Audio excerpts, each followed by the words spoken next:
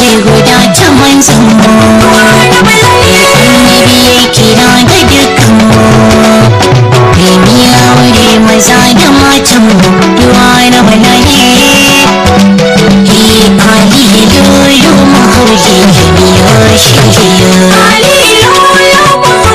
lamiyo shiriya masoya ba a kunya ki ja baya ba kunya kashin ta soyayya aure za a yi sai ba ya sai ba ta sahibi ta wazo da sauri na ta ga sai ba ta na ta wazo da sauri masoyiya ki zo mai sauna idan ki shahi raina sahibi alijita domin kai ne anguna sahiba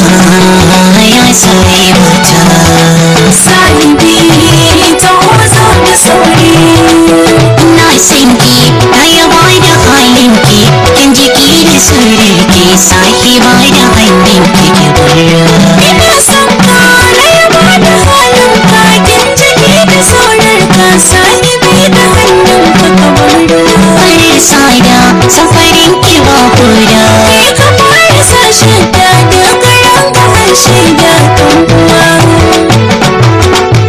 gaishe ki da ke ne da ke lale iran bada gaishe ka da ke ne maka lale iran bada kin yarda da ni na sani lale iran bada dan ba kya kohe mini lale iran bada sirri ko dan kankani lale iran bada sadakin nunan na sani lale iran bada sauya baza ga baza sauya baza sauya baza ga baza sauya baza jita ta ta kaɗi jita sa sauti dalla sami na ganga yan mata ku dinga wasan lori samarin gayya garka ta masoya na sallako ina makarta kina furta dukkanin kalmata amshi na karki sani hota ja baya san kina nanata sabon gado ta sanya awarwaro na dogaro ta sa kayan aro sabon gado ta sa kayan aro sarmadin ya mai soya sarmadin